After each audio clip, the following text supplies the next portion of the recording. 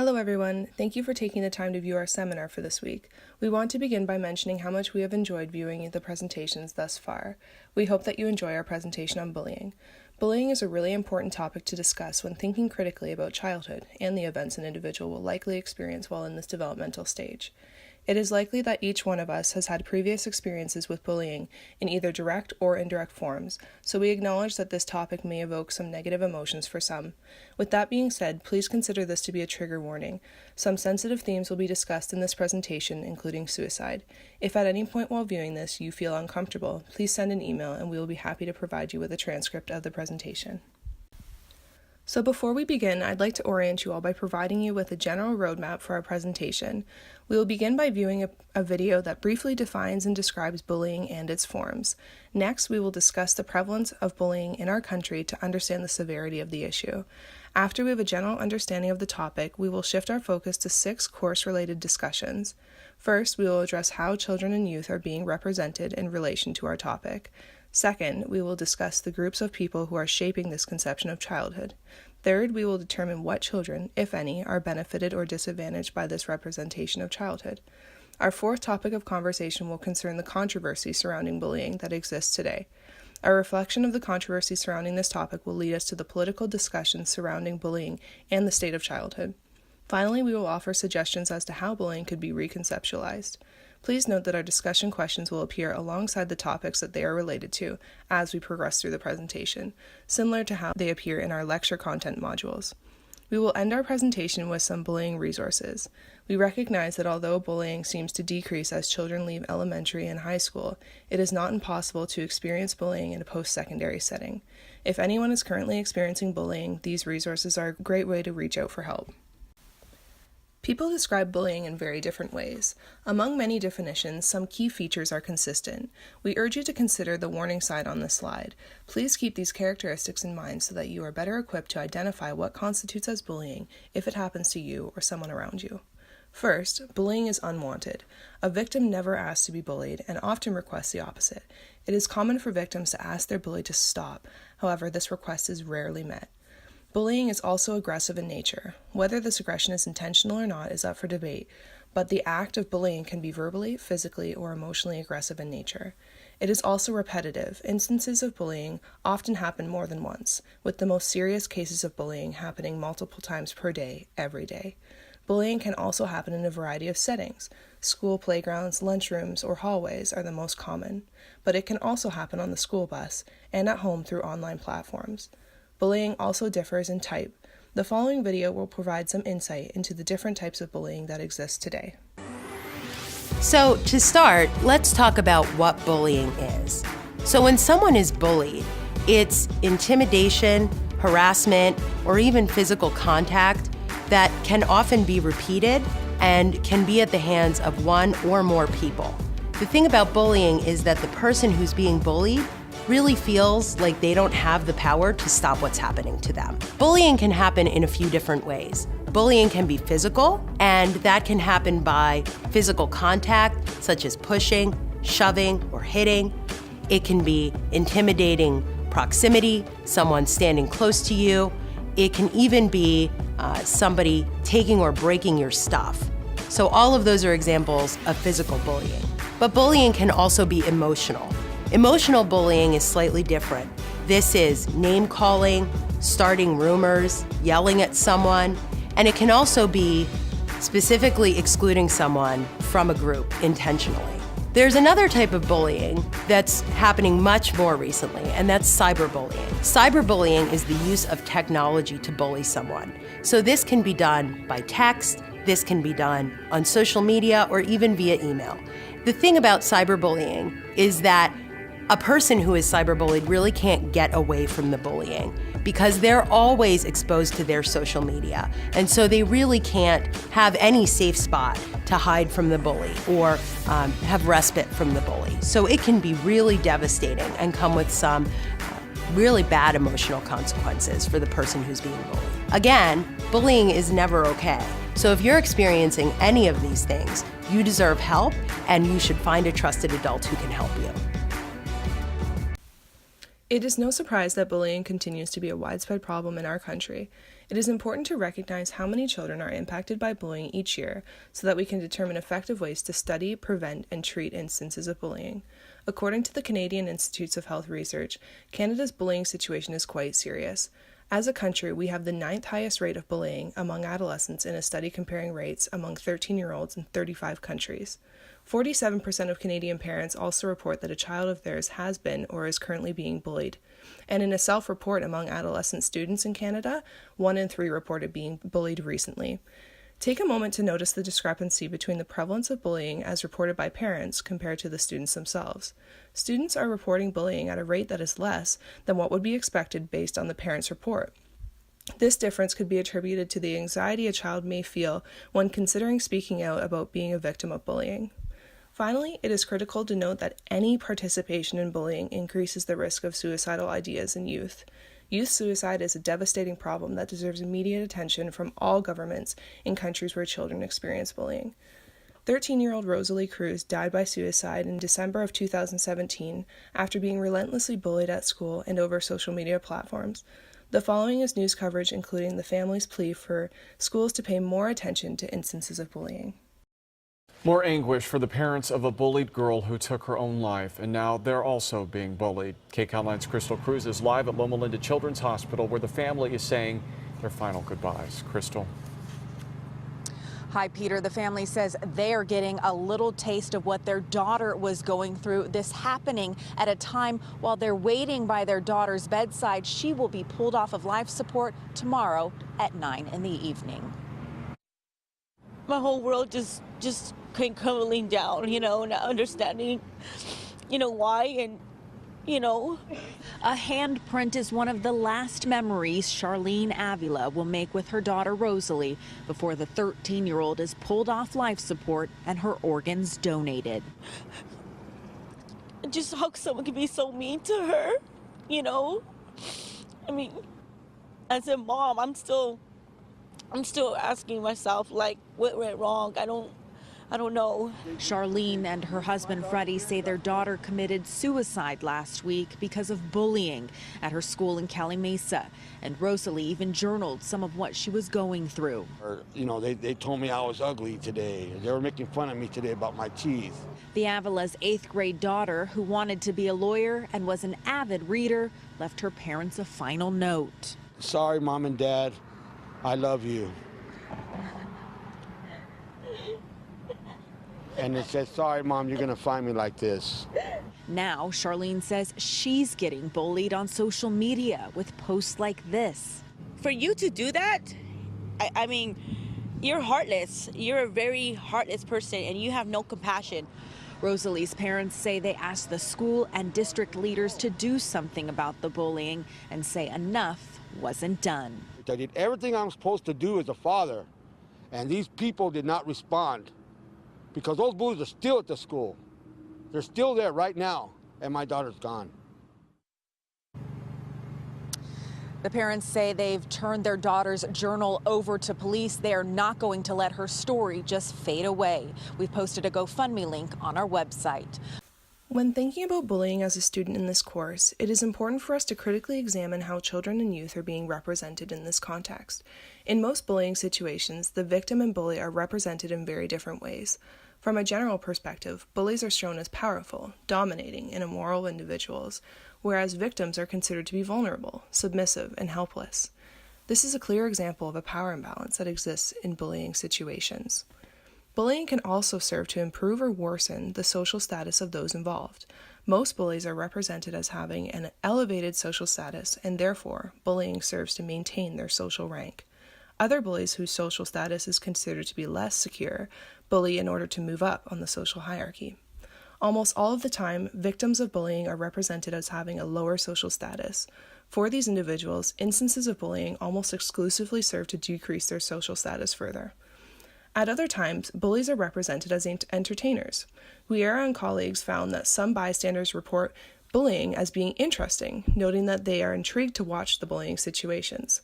Sometimes these bystanders report giving bullying a try, purely out of boredom. Anonymity is a more recent representation of youth within this context. Prior to the introduction of cyberbullying, the identity of bullies was not concealed by anything. Now, cyberbullies are being represented as cowardly individuals hiding behind the anonymity that a screen and keyboard provides. The image on this slide provides a few more examples of how children and youth are being represented within this context. Take a moment to consider some of these discussion questions. Do you think cyberbullies get away with more than traditional bullies do? What are some ways to prevent cyberbullying? There are two main groups of people who we consider to be most influential in shaping this conception of childhood with relation to bullying. The first group consists of those with direct experience in the bullying situations. Parents, teachers, and peers all have first-hand knowledge of what bullying looks like. Therefore, they hold the primary responsibility of defining it, the characteristics attributed to involved groups of people, and for inadvertently maintaining the bullying as a conception of childhood.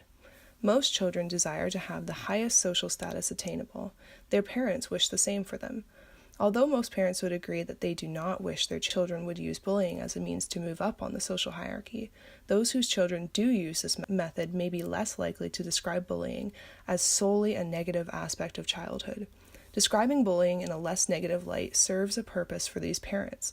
Their children are villainized less and are able to maintain prestige. On the other end of the spectrum, protective parents might be conceptualizing bullying in a more serious way. They might be actively opposed to it, teaching their children that bullying is unacceptable and will not be tolerated as a means to gain popularity. This serves the purpose of maintaining a sense of dignity within the family and feeling accomplished as a parent. Finally, bystanders can significantly shape this conception.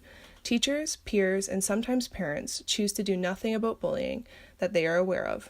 In doing so, they inadvertently reinforce bullying. Their lack of involvement subtly serves as an approval for bullies, encouraging them to fear repercussions less and therefore participate in bullying activities more often. Sometimes being uninvolved serves the purpose of protecting these individuals from being future victims. The next major group in this discussion is the media. The media is responsible for taking the stories of those directly involved in bullying and representing these stories in ways that either serve to view bullying in a positive or negative light.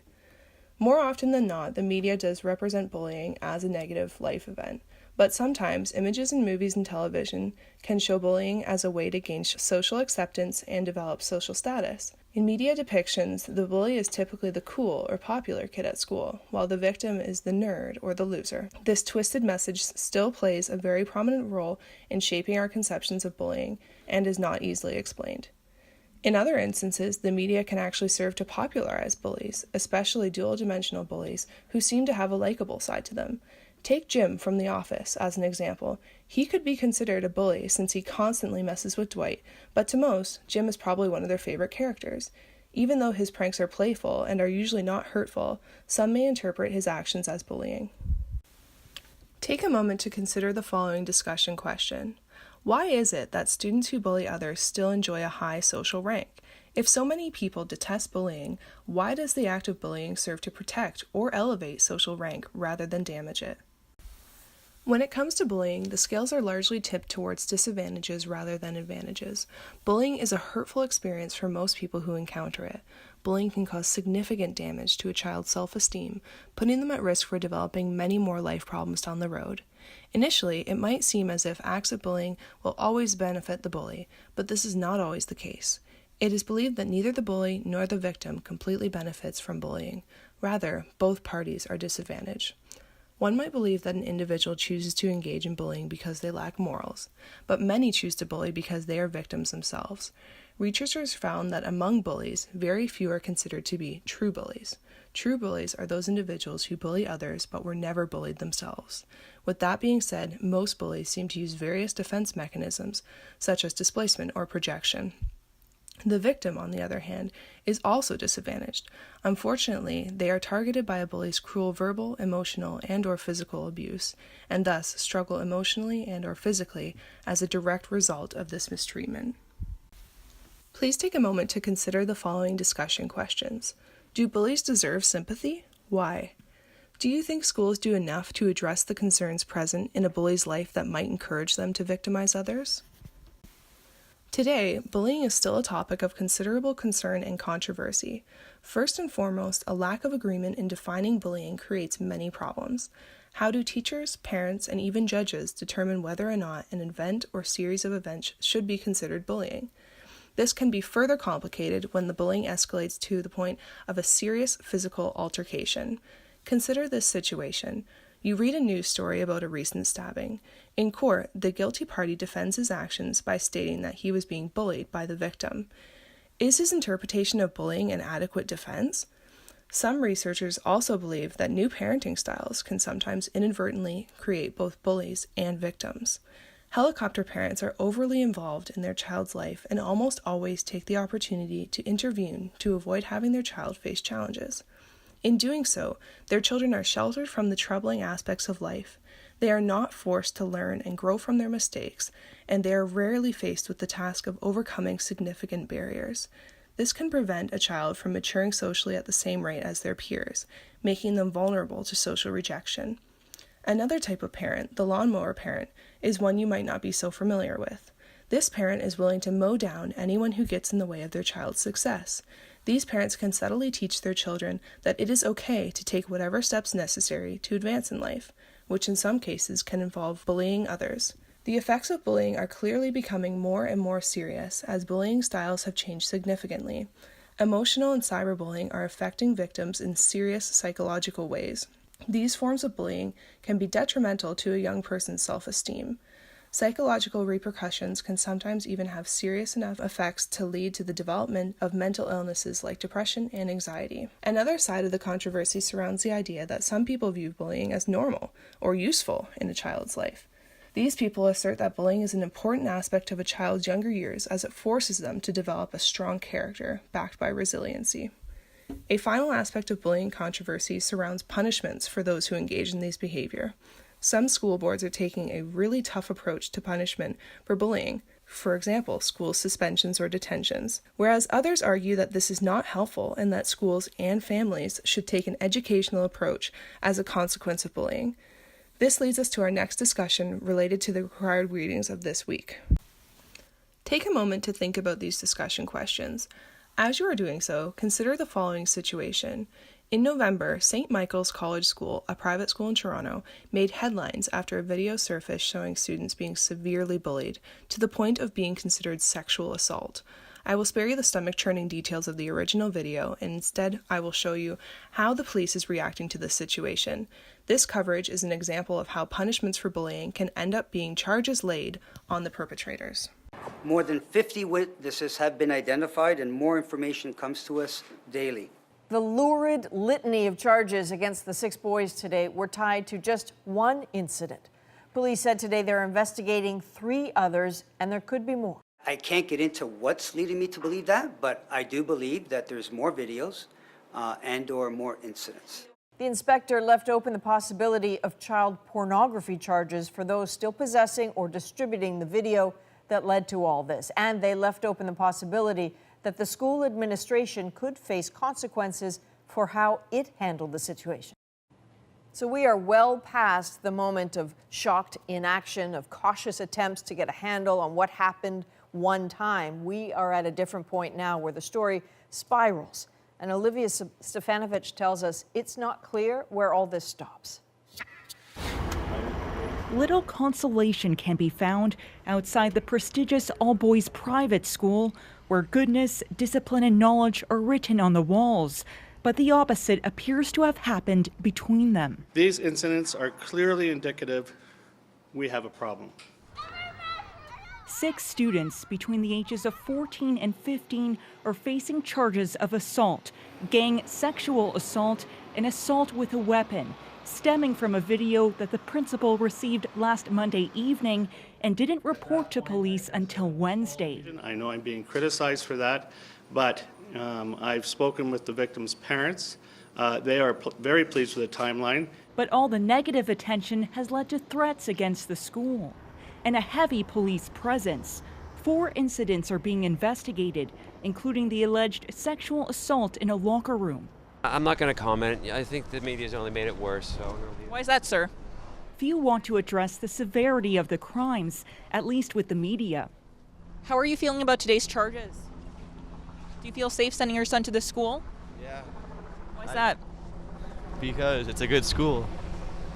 A few kids don't do anything.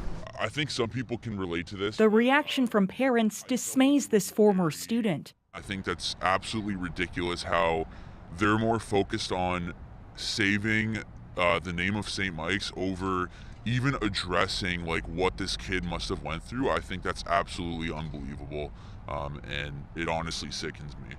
We've agreed to protect his identity because he fears backlash for speaking out. He says he left the school 1 year before graduation over a culture that he says revered privilege and condoned bullying. I don't think enough really was done by the teachers at the school. You wanted out? I did, yeah. Toronto police say they already have more videos, hinting there may be more victims. Olivia Stefanovich, CBC News, Toronto. Bullying is woven into many different areas of our political and social environment. As a result, the topic warrants attention from politicians as well as the public. This week's readings show some of the impacts that bullying or being bullied have on children, and in turn, how these outcomes generate debates surrounding the state of childhood and society. In recent years, there has been significant political debate surrounding punishments for bullying. Many school boards have taken a strict, no-tolerance approach to the problem, and in some cases, punishments can be as extreme as arrest. Our required readings paint a picture of what the youth justice system was like in the 1950s through 70s. To determine if substantial change has occurred, more research was conducted. Bush has made it clear that many different paths can lead to problems with the law for youth. First, he notes the disproportionate number of minority youth in correctional facilities, a fact that still remains true today. As you may recall, minority youth are also at greater risk of being victims of bullying. Bush goes on to speak about issues relating to the youth's home environment, drawing references to the obvious connections between role models and future outcomes for children. It is not unreasonable to assume that this connection remains when the discussion is shifted to the topic of bullying. Those who do not have a stable and admirable support figure present in their life are vulnerable to either being bullied or becoming bullies themselves. Bullying and aggression can sometimes be a way for youth to approach problem solving if they have not been taught alternative methods. We can also observe higher rates of antisocial behavior and incarceration among youth who have grown up in a low-income household. To concretely tie the discussion of juvenile justice systems back to the topic of bullying, it is clear that these two areas are interrelated. In a recent study of over 1,000 American adolescent offenders, it was found that bully victims, a title referring to an individual who is both a perpetrator and a victim of bullying, are at an increased rate of experiencing a higher number of arrests in subsequent years. Given this information, it is clear that being bullied and being a bully can lead to problems with the law. Many groups have spoken out against youth incarceration and have called for more rehabilitative approaches to dealing with youth crime. The introduction of Bill C-10 shows that government is trying to take a strong stance in relation to punishments for crimes committed by kids. The bill asks the Crown to consider adult sentences for youth convicted of serious violent crimes. In some severe situations of bullying, a child might be tried as an adult. Take a moment to consider the following discussion questions. At what age should a person who commits a crime be forced to serve time in jail? Should a 15-year-old be tried as an adult for serious crimes like rape, assault, or murder? Do bad kids belong behind bars? Through our research and discussions, we have come to the conclusion that it is not too late to do something about bullying in our society. There are many ways which bullying can be reconceptualized in order to actually benefit future generations of children. Here are a few practical approaches to reconceptualizing the issue. First, everyone knows the saying, "Sticks and stones may break my bones, but words will never hurt me." Some might believe that this message should be spread to encourage resiliency among children, but others argue that it serves to diminish the real pain that words can cause. It's important to teach children the effects of bullying, as words do hurt. Bullying has a ripple effect that impacts many aspects of life. For example, mental health is affected in the form of anxiety, depression, and negative self-perception. Suicide risk is also increased. Physical health can be impacted, with victims reporting headaches and stomach pain.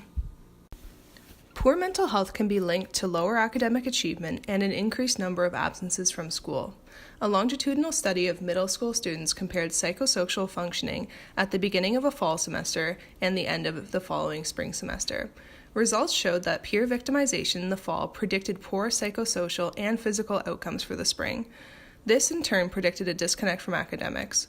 Students experiencing peer victimization showed a trend in increased absences from school and reduced academic standings. These results show the far-reaching effects of bullying. Teaching students about this ripple effect could help them to understand the dangers associated with bullying and the far-reaching, often invisible effects. We also need to address concerns of mental health among bullies and their victims. Further reducing stigma surrounding mental health will encourage more victims and bullies to feel comfortable talking about their situations. Bullies have a story too. Maybe they have a negative home life or mental health struggles of their own. This is not an excuse, it's just something to be understood. Schools should show media that depict both sides of the victim and the bully. The movie, A Girl Like Her, is a good example of a film that shows viewers the mind of the victim as well as the bully. While it does not excuse the bully's actions, it helps viewers to understand her motivations and the fragility of her own self-concept. Encouraging teamwork is another way that we can reconceptualize bullying. Social psychologist Muzafer Sharif studied how conflicts develop between groups in society. Through his famous Robbers Cave study, Sharif found that groups who dislike each other can repair their relationship by working towards a common goal. Perhaps this theory could be applied to bullying in a preventative manner, by having schools put an emphasis on teamwork building skills rather than being reactive in dispensing punishments for bullying instances after they have occurred. We also need to involve bystanders more in the efforts of addressing bullying. In one study, 57% of assertive peer interventions were successful in stopping bullying episodes within 10 seconds. Schools can teach leadership skills in order to help youth gain confidence in intervening in harmful situations. There are undoubtedly far more bystanders than bullies and victims. In the fight against bullying, bystanders should understand the power that they have. Studies have shown that schools with higher rates of bystanders defending victims actually have lower rates of bullying. It can be difficult to intervene, and many people lack the confidence to do so. Teaching leadership skills can help youth gain the confidence they need to stand up to bullies. It is also important to include parents, teachers, and other parties under the umbrella of a bystander. Anyone who knows that bullying is taking place is considered a bystander and should make every effort to intervene and problem solve. Finally, we need to consider making adjustments to how the media represents bullying. Archetypes in popular media have contributed to harmful stereotypes that label youth for good and bad. For example, being good at sports often means that you're popular, and being in the school band means that you're a loser. When thinking of these archetypes, images of giving swirlies and knocking books out of a kid's hand come to mind. These archetypes can contribute to bullying, and some media has even glorified bullying. If popular media introduced unconventional characters that defied these norms, then it may be possible to get the target off kids' backs. Shows like Brooklyn Nine-Nine seem to be challenging stereotypes through comedy, but others, such as Pretty Little Liars, welcome these archetypes. The media should try to emphasize the power of uniqueness. Traditional archetypes seem to encourage bullying. Through media changes, it might be possible to change these stereotypes for the better. Here are 2 final discussion questions for you to consider. Can you think of any additional ways that the topic of bullying could be reconceptualized to advantage youth? Have there been any reconceptualizations that have actually disadvantaged youth? In closing, we would like to make mention of some of the resources that can be accessed by anyone experiencing bullying. We encourage you to reach out to a trusted individual for help or make use of some of the services listed on this slide.